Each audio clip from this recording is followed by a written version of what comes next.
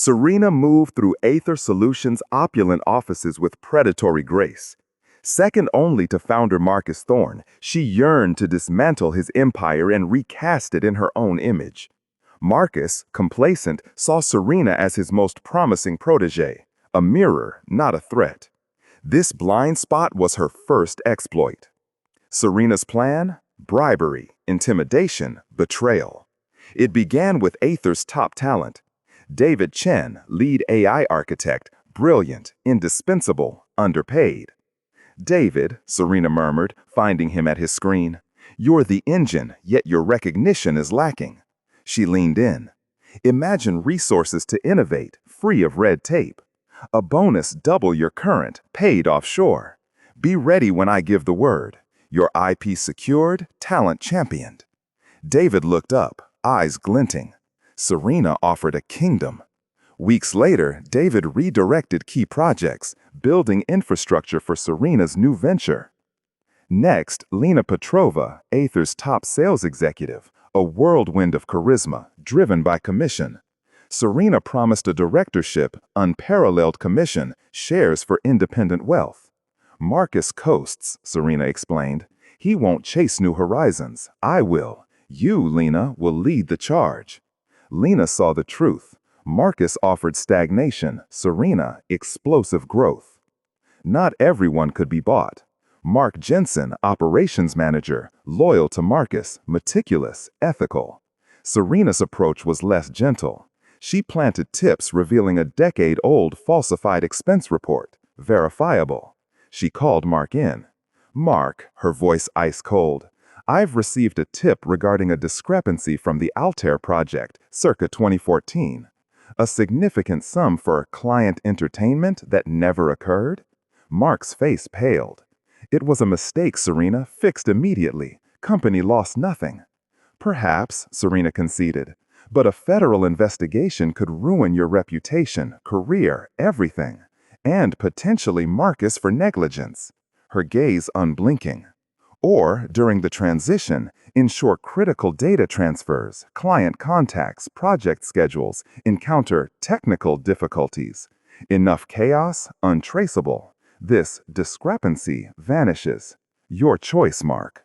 The threat hung heavy. Mark, defeated, nodded.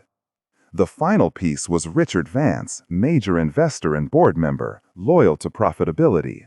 Serena subtly fed him information. Marcus's risky investments, hands-off approach, Aether's dwindling market share. She painted a company teetering, led by an aging captain. Then the coup de grace. "Richard," she confided, "Marcus has explored buying out your shares at undervaluation, leveraging a clause for personal capital." A fabrication. Serena supplied doctored emails and misleading projections. Richard swallowed the bait. "I have a plan, Richard," Serena offered. "A new vision for Aether, ensuring stability, growth, a more lucrative return, without Marcus's erratic leadership. I need your support, your vote." Richard, feeling betrayed, agreed. The quarterly board meeting arrived. Marcus sat confidently, prepared to present Aether's positive Q3 performance. He'd even considered promoting Serena. She sat opposite him, serene, her tablet glowing. Beside her, Richard Vance, grim. Across the table were David Chen, Lena Petrova, and the nervous Mark Jensen. Marcus outlined company progress. He concluded. Serena cleared her throat.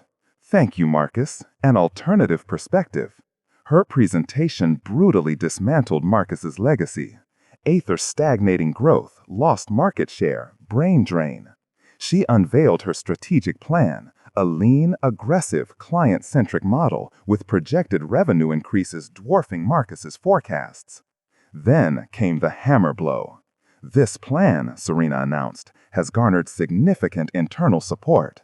David Chen, steely-eyed, confirmed commitment, citing Marcus's lack of foresight.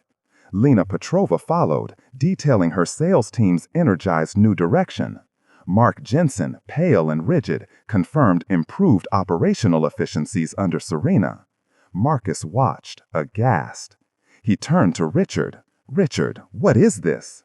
Richard Vance, a mask of regret, spoke. Marcus, my fiduciary duty compels me to support Serena's proposal. It offers stability and growth Aether has failed to deliver.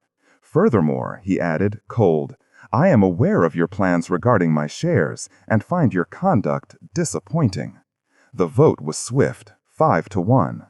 Marcus, isolated and betrayed, his face a canvas of shock and sadness, was out. He stumbled from the room, loyalists' apologies ringing hollow. Serena watched him go, a faint smile touching her lips. The air, once tense, hummed with sharper, more ruthless energy. Within days, Serena consolidated. Lena Petrova's directorship materialized, but shares and commission were less generous. Market conditions, Serena explained, smile unwavering. Lena bristled, trapped. David Chen's creative freedom was curtailed, his innovations serving Serena's immediate profit motives.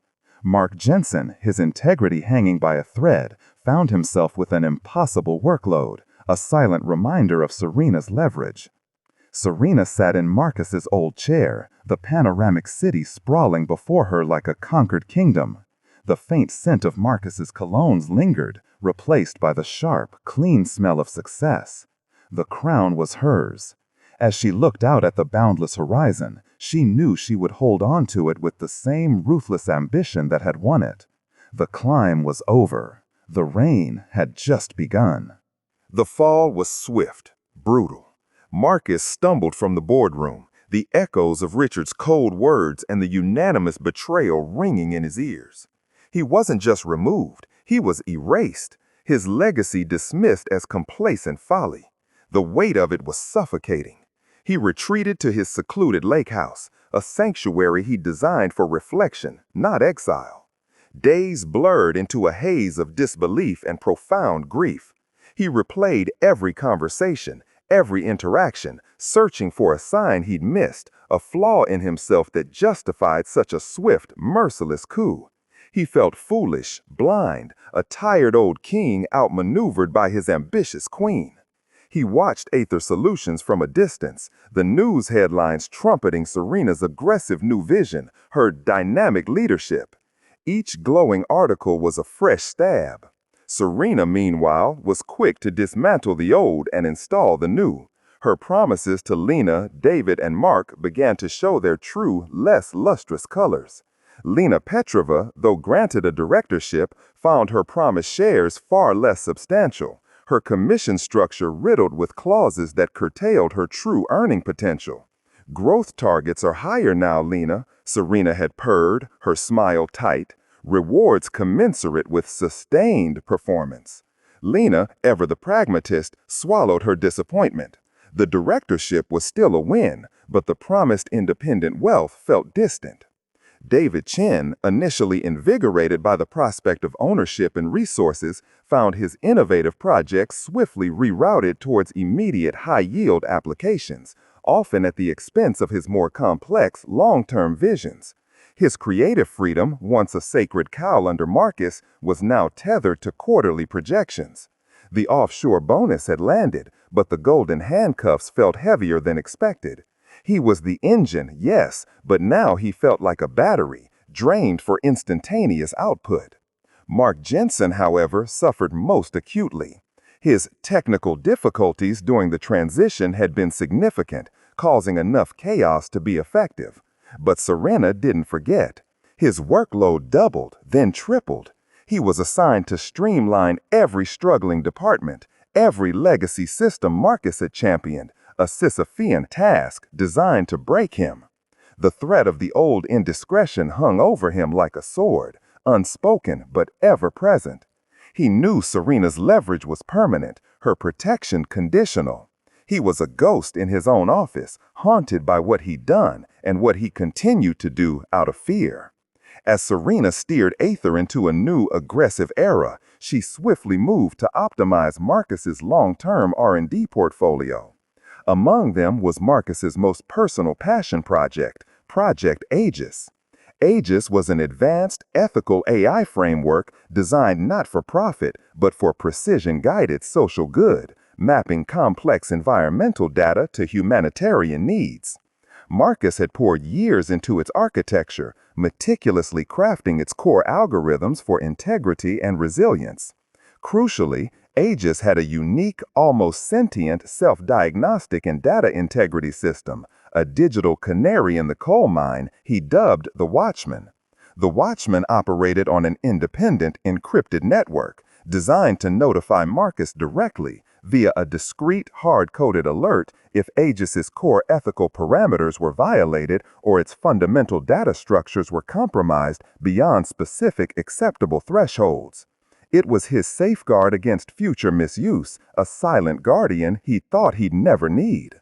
Just over 2 weeks into Serena's reign, Marcus received an alert. His old, encrypted burner phone, long dormant, vibrated with a single, cryptic code. The Watchman was screaming. It wasn't a system crash or a routine error. It was a specific, nuanced integrity breach within Aegis's core data, signaling a deliberate, systematic repurposing that fundamentally violated its original ethical framework. This wasn't chaos, this was corruption. The alert hit Marcus with the force of an electric shock, clearing the fog of his despair. Aegis was robust, almost untouchable by external attacks. For the Watchman to trigger, the compromise had to be internal, surgical, performed by someone with intimate knowledge of its architecture. This wasn't merely Serena abandoning his vision. This was someone tampering with it, fundamentally altering its very purpose. His mind, sharpened by the sudden jolt of purpose, began to race. He started to reevaluate everything. The board meeting, Richard's sudden coldness, Lena's forced enthusiasm, David's avoidance, and Mark. Mark's pallor, his rigidity, his broken demeanor. At the time, Marcus had seen betrayal. Now he saw something else entirely: fear, coercion. Marcus knew he couldn't simply call Aether. He had cultivated a deep, quiet network of loyalists over the decades, not the upper management Serena had targeted, but the rank and file, the engineers, the support staff, the operations specialists who truly kept Aether running. He remembered Mike, a senior ops technician who'd started with him nearly 20 years ago, a man whose loyalty to Marcus was absolute, unbuyable, and crucially, unnoticed by Serena. Mike was too low on the corporate ladder to be considered a threat or a prime target for Serena's machinations, yet he held a vast, unspoken understanding of Aether's operational underbelly. Marcus sent Mike a coded, untraceable message through an old, obscure message board they used for discussing antique radio equipment. A simple, innocuous query about a fictional circuit board. But Mike knew the real meaning. I need to talk. Urgent. While awaiting Mike's reply, Marcus turned to publicly available data. He meticulously analyzed Aether's recent news releases, market fluctuations, and competitor reactions. He saw a spike in server errors reported in internal IT forums, a common occurrence, but one that seemed too prevalent, too persistent, especially in areas managed by operations. He noted a sudden, aggressive shift in Aether's PR towards AI-driven profit maximization, with specific keywords that felt jarringly off-brand for Aegis's original intent. When Mike finally responded, arranging a discreet meeting at a small, anonymous coffee shop far from Aether, his face was etched with exhaustion and worry. Mike spoke in hushed tones, carefully choosing his words. "Things are different, Marcus. Mark Jensen, he's a wreck. Never seen him like this. He's practically living at the office, pushing his team to the brink. And there's been weird stuff. Data transfers getting rerouted, systems going offline during critical windows, then popping back up like nothing happened. All under Mark's watch, directly." Mike detailed the scale of the technical difficulties, far beyond what any normal transition would entail. Not just chaos, but almost surgical disruptions, data streams suddenly appearing in unintended locations, only to be corrected hours later. And Mark's been carrying the can for all of this, taking the blame from Serena and her new guard. This corroborated Marcus's suspicions about Mark. The technical difficulties weren't random, they were orchestrated, and Mark, his integrity unshakable, must have been forced into it. The threat of the old indiscretion from a decade ago resurfaced, now a clear motivation for Serena's leverage. Then there was Aegis. The Watchman's specific alert pointed to a data integrity breach, a malicious modification of core AI parameters. That was David Chen's domain, his genius, and his frustration. Marcus remembered David's quiet ambition, his complaints about underpayment. The digital ghost infrastructure David had supposedly created, could it have been used not just for porting, but for compromising? The specific nature of Aegis's corruption hinted at a sophisticated insider attack on its data architecture, a task only David had the expertise to execute with such precision. The pieces were starting to fall into place, revealing a chilling tapestry of calculated betrayal, woven with threads of ambition, fear, and ruthless opportunity. Marcus wasn't a complacent fool. He was a target, and now he knew who some of the arrows were coming from. The Watchman, Marcus realized, wasn't just a warning system, it was a forensic tool. Its cryptic code, once deciphered, detailed not only that an ethical breach had occurred, but also how and where within Aegis's vast data architecture. It outlined a systematic reprioritization of input parameters, shifting the AI's core directive from humanitarian aid to predictive analytics for market speculation. Instead of mapping disaster relief based on environmental data, Aegis was being trained to identify market opportunities from those same environmental shifts, transforming potential suffering into lucrative commodities. Crop failures, water scarcity, resource depletion, once signals for intervention, now data points for profit. This was not merely abandonment, it was perversion, twisting his life's work into a tool for rapacious exploitation. Serena wasn't just steering Aether, she was gutting its soul, monetizing empathy. His hands trembled, not from fear, but from a rekindled rage. This wasn't just corporate maneuvering, it was an act of profound moral corruption, and it was demonstrably disastrous for Aether's long-term future. The company's reputation, built on ethical innovation and Marcus's personal integrity, would be shattered beyond repair if Aegis's true purpose under Serena ever came to light. It would be a pariah, its technology forever tainted. With Mike's information about Mark's coercion, Marcus now saw the full tableau. Mark's technical difficulties were a masterful smokescreen. While Aether's systems seemingly imploded, causing enough chaos to distract and to justify Serena's strong hand, the real, insidious work was happening quietly, precisely within Aegis. Mark, forced to create the public disarray, inadvertently provided the perfect cover for David Chen to execute Serena's core objective, the clandestine repurposing of Aegis. Mark's indiscretion was the lever, David's genius was the weapon. Marcus knew he needed David. He remembered David's frustrated lament about feeling like a battery, drained for instantaneous output, his long-term vision sacrificed. That dissatisfaction, coupled with the profound ethical violation of Aegis, was Marcus's opening. David, despite his ambition, had a core of integrity, a passion for true innovation that Serena was stifling. Using the same secure antique radio message board, Marcus sent David a message. This time, it was a seemingly innocuous question about a specific, highly obscure algorithm within Aegis, one only Marcus and David had ever truly understood. The subtext was clear. I know what's happening with Aegis. I know it's not you. Talk to me.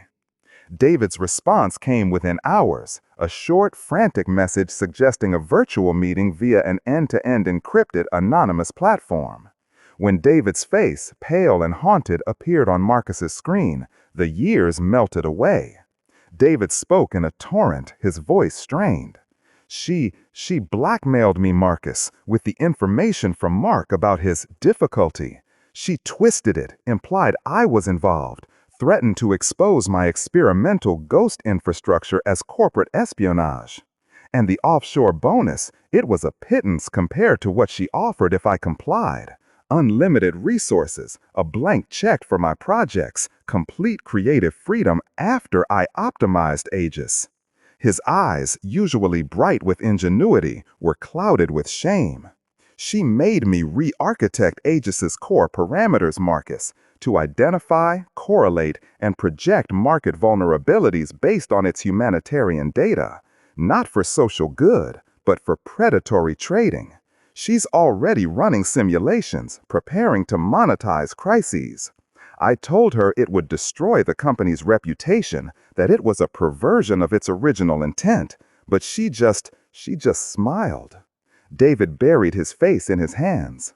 I broke your life's work, Marcus, and now she's suffocating my own projects, redirecting everything to quick cash applications. I'm trapped. The confession, devastating as it was exactly what Marcus needed. David, with his unparalleled understanding of Aegis's internal architecture and his access to its manipulated code, was the key witness. He had the technical documentation, the altered algorithms, the proof of Serena's insidious intent. "You didn't break it, David," Marcus said, his voice firm. "You were forced to reshape it, but you can help us fix it." He outlined his plan, emphasizing that exposing Serena was not just about retribution, but about saving Aether from self-destruction. He spoke of the company's long-term reputation, its brand, its very soul, which Serena was liquidating for short-term profit. He explained how her actions weren't just unethical, but fundamentally unsustainable, creating a house of cards that would inevitably collapse, taking all their careers and Aether's legacy with it. Meanwhile, Lena Petrova, sharp and shrewd, was also reaching her breaking point. She'd observed Serena's aggressive strategies with growing unease. The promised market expansion was happening, but at the cost of alienating key long-term partners who valued Aether's ethical stance. Competitors were beginning to whisper about Aether's increasingly predatory tactics. Lena's own team, once vibrant, was demoralized, stretched thin by unrealistic targets and micromanaged to paralysis. The substantial commissions she'd been promised were elusive, always just out of reach, due to Serena's ever-shifting goalposts and obscure performance metrics.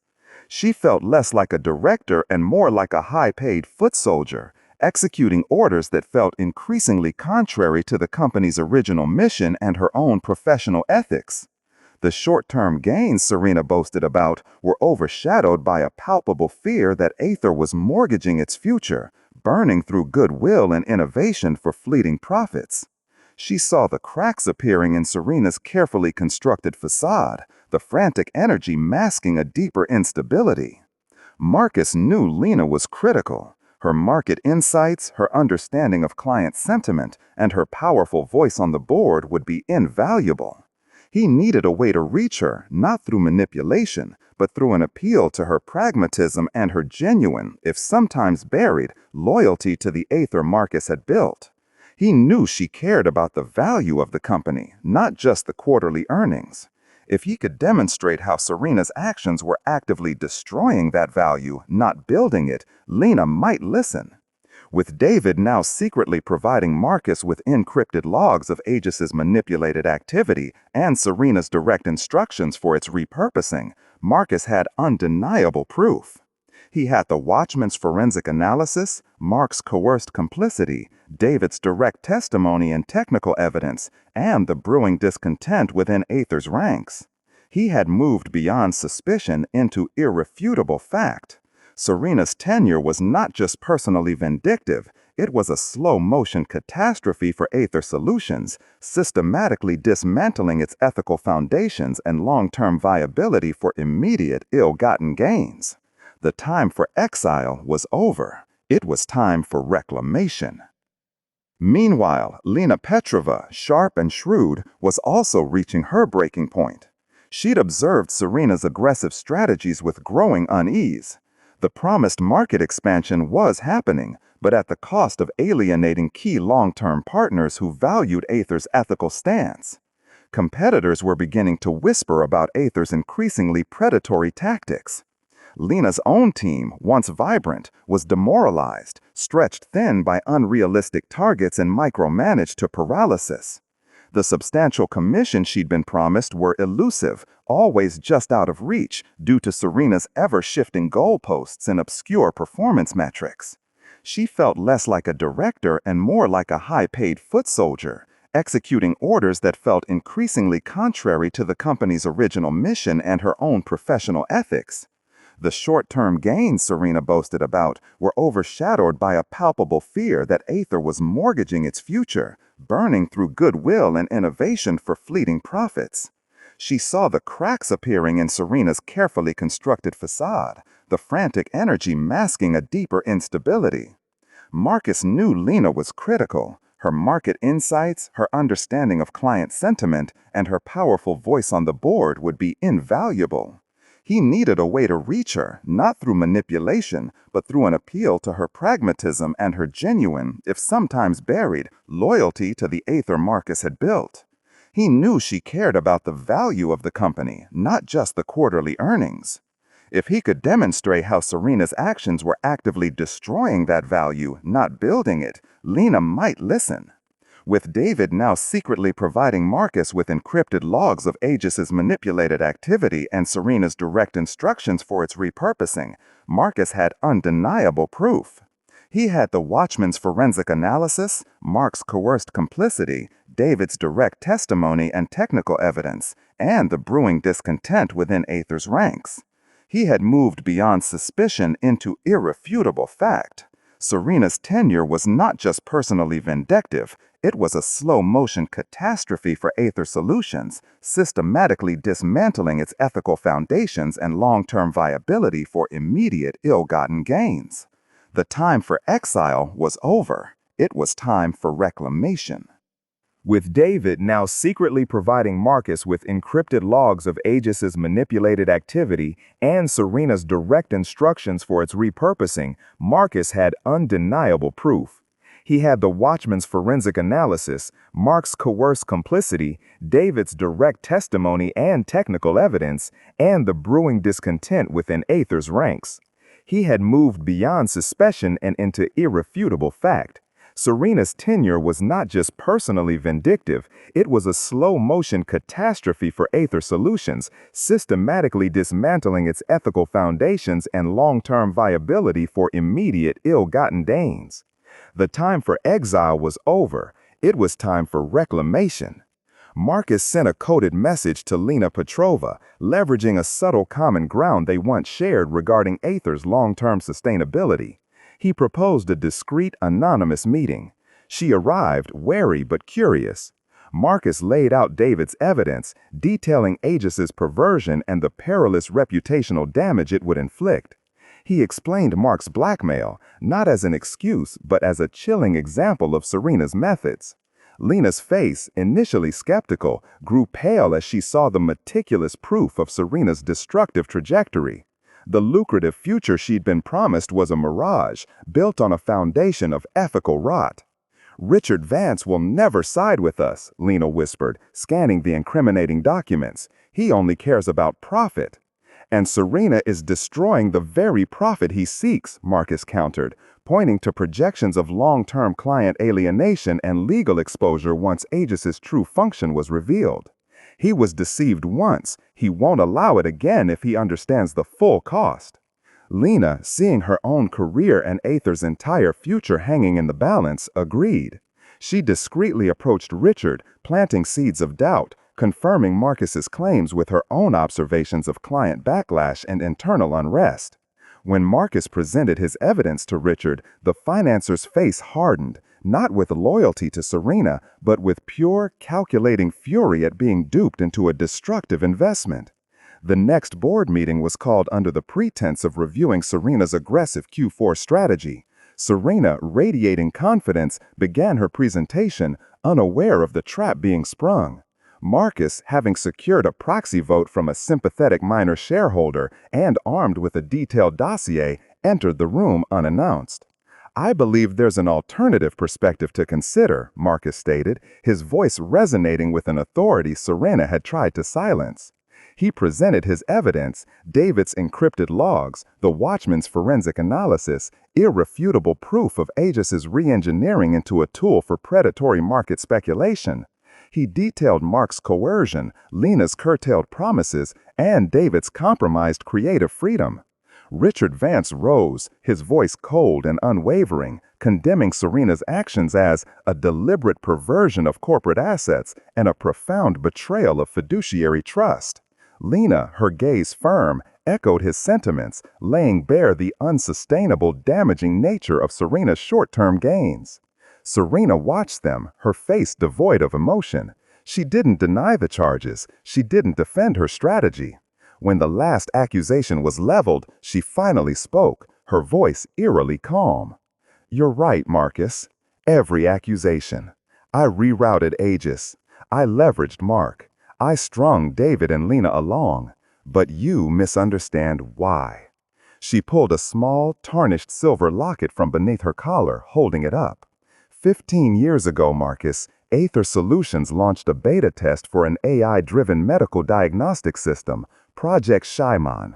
You hailed it as revolutionary. My younger sister, Emily, was a patient in that trial. Chiron promised precise, individualized care. It delivered a misdiagnosis that led to a fatal overdose. You called it an unforeseen anomaly, a tragic, isolated incident. You buried the data. You settled with my family, paid them off, and moved on, creating Aegis, your grand ethical atonement. Her voice began to shake, barely containing a torrent of years-old grief and rage. Aegis isn't your redemption, Marcus, it's your hypocrisy. You build a system for social good after your previous good killed my sister. My entire life, I've watched Aether Solutions profit from the very humanity it claimed to serve. My ambition wasn't for profit, Marcus. It was to tear down your sanctimonious facade, to prove that even your ethical vision, your most cherished creation, could be corrupted into the very profit-driven monster that destroyed my family. I wanted to use your own hands, your own genius, to expose the rot that lies at the heart of Aether and at the heart of you. The room was silent, choked by the weight of her revelation. Marcus stared, his face draining of color. The memory of Emily, a young patient, a statistical outlier, resurfacing with gut-wrenching clarity. He hadn't forgotten her, but he'd rationalized, compartmentalized, allowing the pursuit of his next big vision to overshadow the lingering shadow of the past. Serena wasn't just ambitious, she was a meticulously crafted weapon of vengeance honed by a grief he had long dismissed. The vote was unanimous. Serena was removed, but the victory tasted like ash.